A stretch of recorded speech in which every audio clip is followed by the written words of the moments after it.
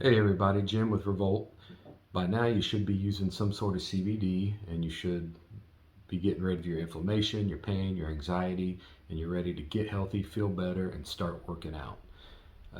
That's what we're going to talk about in part two today, is how to start getting active. Now, the way we're going to do this will work for advanced athletes to um, somebody that's been sedentary for years and is 100 pounds or more overweight. And that's the person I'm going to be talking to and using as an example. But if you're an advanced athlete, you can use this same technique, whether you're trying to um, do more pull-ups or more body squats or just get more sets of reps in per day. But the system will work. You just got to adapt it to what you're doing at the time. Now, the first thing we need to do is you got to go out and get a pedometer. Um, it's not going to cost much money. You can find one on Amazon for $6, $7. That's the cheapest ones out there. Or you can spend hundreds of dollars. You can get a nice watch that will keep track for you with an app. Mine's a Garmin Instinct with a Connect app on my phone, and it keeps track of everything and keeps a history since I've had the watch.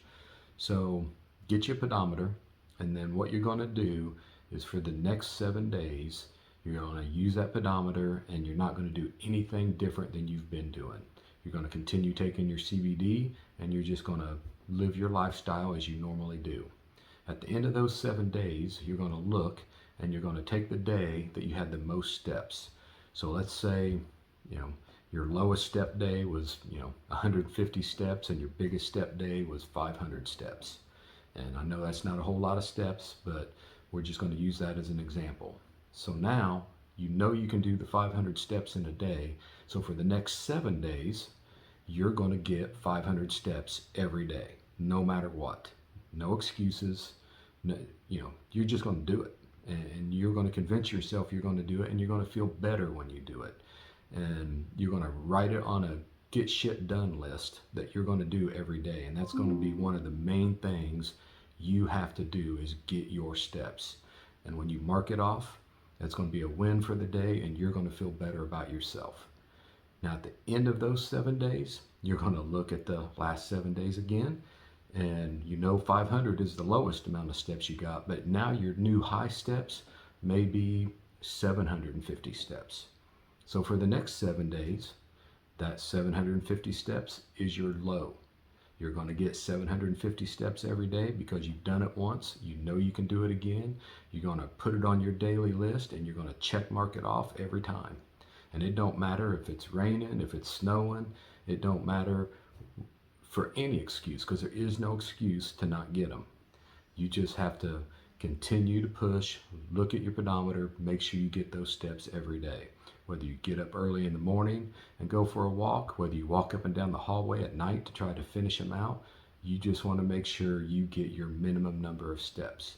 And you continue this cycle until you get to a level where you want to stay at and maintain. For me, that's 10,000 steps a day, and that's where I'm at. I got this watch probably, I don't know, between 3 and 4 years ago, I'm guessing. And I've worked up to 10,000 steps a day.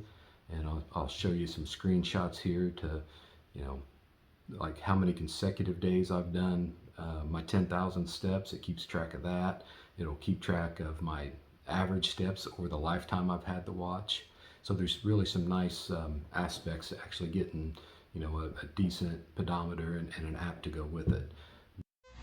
So here's a screenshot of my app on my phone that syncs with my watch, and it shows you what I've done for the day. So far I've walked 2 miles, gives me your pace and everything like that.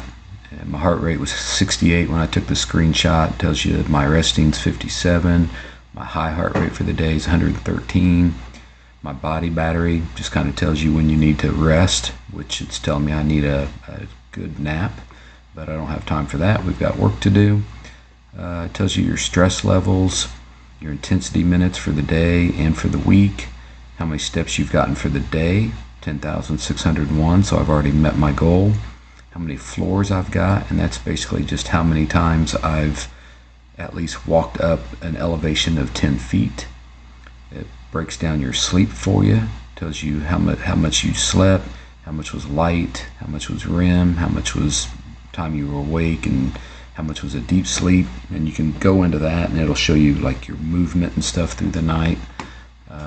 And then it also tells you what you've done yesterday, and then it gives you a breakdown or the averages of your last 7 days. So you can see things like, I've done 7 workouts, 6 or 7 walks, 3 sessions of yoga,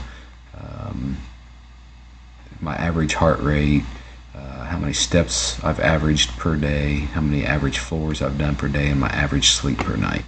So a whole lot of information there. So here's another page on that app. It tells you your stats, and you can change what it shows you all the time. Like for some reason I've got it showing where I've been running, but I haven't ran for the last couple months. It tells you your personal records. The most steps I've done in a day was 32,589. The most in a week, 128,000. The most in a month. My current goal streak of hitting 10,000 steps a day is 22 days in a row. My longest goal streak of doing that is 151 days in a row. And that's the thing you want to do with this little program, is be consistent. It's not about working out one day or a week and thinking you're going to get results. It's being consistent, doing it over and over and over again. Then there's like little records for like my running, and then my lifetime step totals, over 10 million steps, how far I've traveled, over 5,000 miles. My daily average steps, 10,438. Like I say, I've had this watch and app for 3, maybe about 4 years, and I've been averaging, over 10,000 steps a day now. So this is just another screenshot of some of the insights this app can give you, and there is a ton of information you can get with these apps. So you can either get you just a cheap pedometer that's only going to save your steps for you, or you can get something like this. But here it shows, that I'm averaging close to 13,000 steps. I'm doing more than most males my age, in my age group.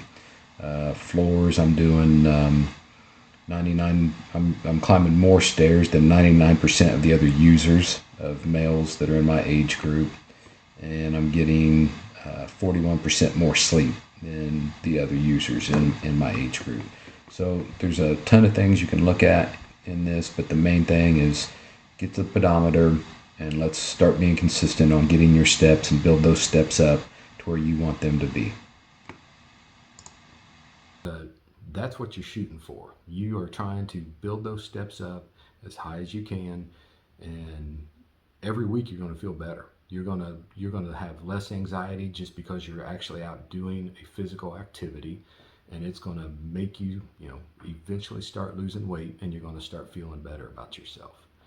And once we get this going, then we'll move into part 3, where we're going to talk about diet. And there's multiple diets out there that you can use, and I'll talk about the one that I've recently been on, which I've never done a diet until recently, but it's definitely working, and we'll go over that. So look forward to seeing you here pretty soon, and if you would just share your steps with us. You can comment below that you've met your goal every day. You don't have to tell us how many you're doing, but tell us that you got your daily goal. See you next time.